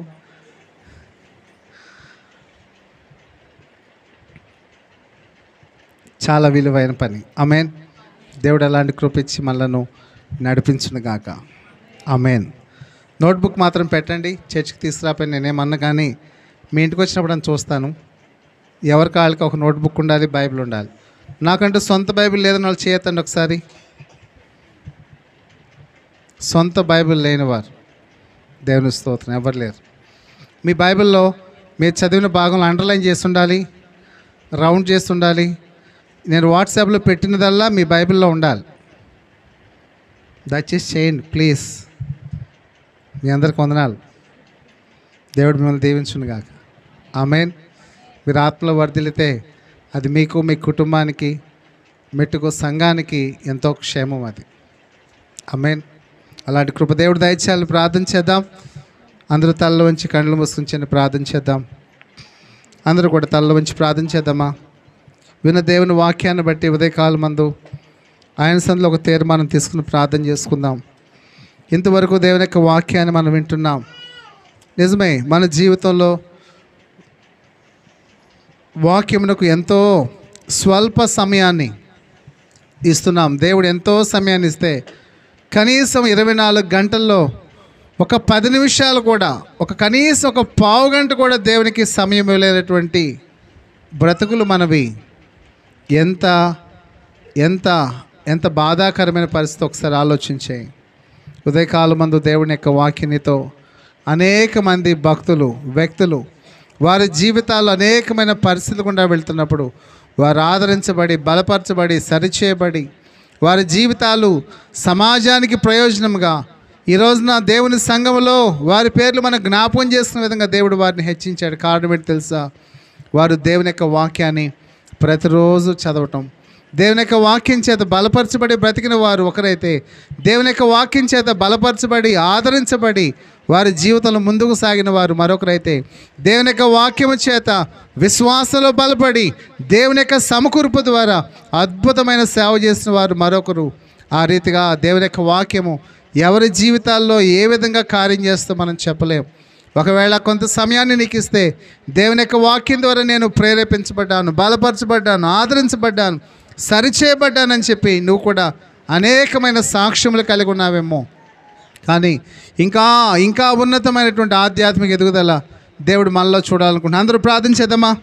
అందరూ మనసారి ప్రార్థన చేద్దాం. దేవుని సంతలో అడుగుదాం, అయ్యా నీ కృప నాకు దయచే ప్రభువా, నీ వాక్యానికి నా జీవితంలో సంపూర్ణమైన స్థానం ఇవ్వడానికి కృప దయచే ప్రభువా, నీ వాక్యానుసారంగా జీవించే కృప నాకు దయచే ప్రభువా.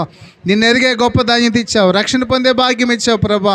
ఆత్మలో వర్ధిల్లటానికి ఒక గ్రంథాన్ని కూడా మీరు మాకు ఇచ్చారు, కానీ ఆ వాక్యాన్ని చదివేటువంటి మనసు నాకు లేదు. నిర్లక్ష్యము ప్రభువా, చదువురాదని ఇంకా చదవచ్చు కూడా ఎన్నో రకాలుగా ప్రభువా, అన్నీ చదువుతున్నాం, ఎన్నో చదువుతున్నాం, మార్క్స్ కోసం చదువుతున్నాం, కానీ ఆశీర్వాదం కొరకు దేవుని యొక్క వాక్యాన్ని చదవలేటువంటి పరిస్థితులు మావి ప్రభువా. దయతో క్షమించు నాయన, దయతో క్షమించు ప్రభువా. నీ కృప దయచే ప్రభువా. ప్రతిరోజు నీ వాక్యం చదవడానికి మాకు సహాయం దయచే ప్రభువా. ప్రతిరోజు నీ వాక్యము చేత ప్రభువా సరిచేయబడడానికి, ప్రతిరోజు నీ వాక్యము చేత ప్రభువా నీ తండ్రి అంటుకట్టుబడటానికి, వేరుపడటానికి మాకు సహాయం దయచే ప్రభువా. నీ కృప ఇవ్వయ్యా దేవా. దర్శించండి అయ్యా, దర్శించండి ప్రభా, దీవించండి నాయన దేవా. నీ వాక్యము చేత నా జీవితంలో ఉన్న లోటుపాట్లన్నీ సరిచేయండి ప్రభా. నీ వాక్యము చేత నన్ను ఆదరించండి అయ్యా, నీ వాక్యం చేత నన్ను బలపరచండి అయ్యా, నీ వాక్యం చేత నన్ను సమాధానపరచండి అయ్యా, నీ వాక్కు చేత నన్ను స్వస్థపరచండి ప్రభా, నీ వాక్కు చేత నన్ను నడిపించండి అయ్యా, నీ వాక్కు చేత నాకు మేలు చేయి ప్రభువా. నీ కృప దయచేయమని ప్రార్థన చేద్దాం. ప్రతిరోజు దేవుడు నీ జీవితంలో కార్యం చేయాలంటే, ప్రతిరోజు దేవుని యొక్క కార్యాన్ని నువ్వు చూడాలంటే నిశ్చయముగా దేవుని యొక్క వాక్యాన్ని నువ్వు చదవడానికి కొంత సమయాన్ని ఇవ్వాలి. ఉదయకాలం చిన్న ప్రార్థన చేసుకుందాం. అందరూ చిన్న ప్రార్థన చేద్దాం. అయ్యా నాకు సహాయం దయచే ప్రభా. నా యొక్క బిజీ లైఫ్లో ప్రభా పరిగెడుతున్నాను, లేచింది మొదలుకొని రాత్రి పండుకునేంత వరకు ప్రతిదానికి సమయం ఉంది. తినడానికి సమయం ఉంది, వండుకోవడానికి సమయం ఉంది, ప్రయాణానికి సమయం ఉంది, పనికి సమయం ఉంది, ప్రార్థనకి సమయం ఉంది, ఇంకా అనేక మందితో కూర్చుని గంటలు మాట్లాడదాక సమయం ఉంది, ఫోన్లో కూడా మాట్లాడదాక సమయం ఉంది. కానీ దేవా కొంత సమయం మీరు మాట్లాడగా మీ మాట వినేటువంటి సమయం నాకు లేదు ప్రభువా. దయతో క్షమించయ్యా. దేవుడు నీతో మాట్లాడాలనుకుంటున్నాడు. ప్రతిరోజు దేవుని స్వరాన్ని వినాలనుకుంటే, ప్రతిరోజు దేవుని యొక్క మాటలను వినాలనుకుంటే, నిజంగా దేవుడు నీతో మాట్లాడాలనే ఉద్దేశంతో నీ భాషలో నువ్వు చదవగలిగే విధంగా ఒక గ్రంథాన్ని దేవుడు నీకు ఇస్తే, దేవుని మాట వినటానికి ఆయన దగ్గర కూర్చుని కొంత సమయాన్ని ఆయన వాక్యాన్ని ధ్యానించడానికి సమయం ఇవ్వలేనటువంటి జీవితం నీదైతే ఒకసారి ఆలోచించే. నీ జీవితం ఎలా ఉందో? అన్ని మాటలు వింటున్నావు, అందరు చెప్పే వింటున్నావు, అన్ని పనులకు వెళ్తున్నావు, అన్ని పనులు చేస్తున్నావు, కానీ దేవుని మాటలు వినడానికి నీకు సమయం లేదా? దేవునికే సమయం ఇవ్వలేని వ్యక్తిగా నువ్వు ఉంటున్నావా? నీకు సమయం ఇచ్చిన దేవుడికే ఆయన మాట్లాడాలనుకున్నప్పుడు, కొంత సమయం నీతో మాట్లాడాలనుకున్నప్పుడు ఆయన మాట్లాడే మాటలు వినడానికి నీకు సమయం లేదా? ఒకవేళ అదే నీ జీవితం అయితే నేను చెప్పగలను, నీ భక్తి ఎలాంటిదో అర్థం చేసుకో ఒకసారి. నీ జీవితంలో నువ్వే పరిస్థితిలో ఉన్నావో ఆ పరిస్థితులన్నిటికీ మూలము నువ్వు దేవుని యొక్క మాటను వినపోవటమే. దేవుని మాట్లాడాలనుకున్నప్పుడు కొంత సమయాన్ని ఆయన మాట వినడానికి నువ్వు సమయాన్ని వెచ్చించి ఆయన గ్రంథంతో దేవుని దగ్గర కూర్చోపోవటమే. ఈరోజు నుంచి ఒక తీర్మానం తీసుకు ప్రార్థన చేద్దాం. ప్రభువుని అడుగుదాం, అయ్యా నాకు సహాయం దయచే ప్రభువా. ప్రతిరోజు నీ మాటలు చదవాలయ్యా, ప్రతిరోజు నీ వాక్యాన్ని చదవాలి ప్రభువా. ప్రతిరోజు ప్రభువా మీరు మాట్లాడగా నేను వినాలి ప్రభువా. నీ మాటలు విని నీ మాటలు చొప్పున నేను జీవించాలి ప్రభువా అని ప్రార్థన చేద్దాం. ఒకవేళ నీ పిల్లలు కానీ నీ మాట వినడానికి మనసు లేని వారు ఉంటే నువ్వు ఎలా ఫీల్ అవుతావు? దేవుని మాటలు నువ్వు వినపోతే దేవుడు కూడా అలాగే ఫీల్ అవుతాడు కదా. ఉదయకాలం చిన్న ప్రార్థన చేయగలవా?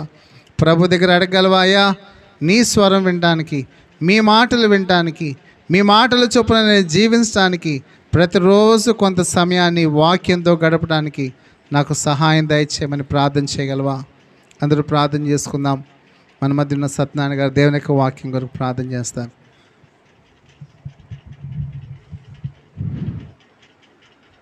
పరిశుద్ధుడా, ప్రేమగల తండ్రి, దయగలవాడ, ఆశ్చర్యకరుడా, బలవంతుడా, నిశ్చితగిన తండ్రి, సమాధానకర్త రాజా, నాయనా నీ ప్రియబిడ్డని నీ సిలుగు చాటు మరుగుపరిచి అయా ఒక్క తండ్రి యొక్క మాటల ప్రభ, అయా మా స్థితి, మా గతి, మా ఆలోచన వేరుకున్నాం ప్రభా. మేము రాతి నెల్లపడి విత్తనంలాగా విని విడిచిపెట్టే వ్యక్తులుగానే ఉండాం అయ్యా. నీకు లోబడే మనసు ప్రభా మాలో ఆశపడుతున్నాము, కానీ మా యొక్క సమస్యలు, ఇబ్బందులు, ఇరుకులు బట్టి ప్రభా విస్తారమైన పనులు పెట్టుకొని ప్రభా తండ్రి మేము మనసు పెట్టలేక తండ్రి సమస్యలతో ఇబ్బందులు చూస్తూ ఉన్నాం. కానీ కాదు ప్రభా, మా చుట్టూ వెన్నున్న ప్రభా మేము అటువైపు చూడకుండా ప్రభా ప్రభా తండ్రి మా మనోనేత్రాలు వెలిగించబడి ప్రభా నీ మాటలు ప్రభా ఈ వాక్యము విని ప్రభా చదివి దాని ప్రకారంగా మేము జీవించడకు అయా సహాయం దయచేయవా.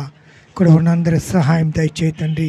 అయా నీ చిత్తంగా ఒక్కొక్కరి హృదయమును మనోనేత్రాలు వెలిగించబడాలి ప్రభా.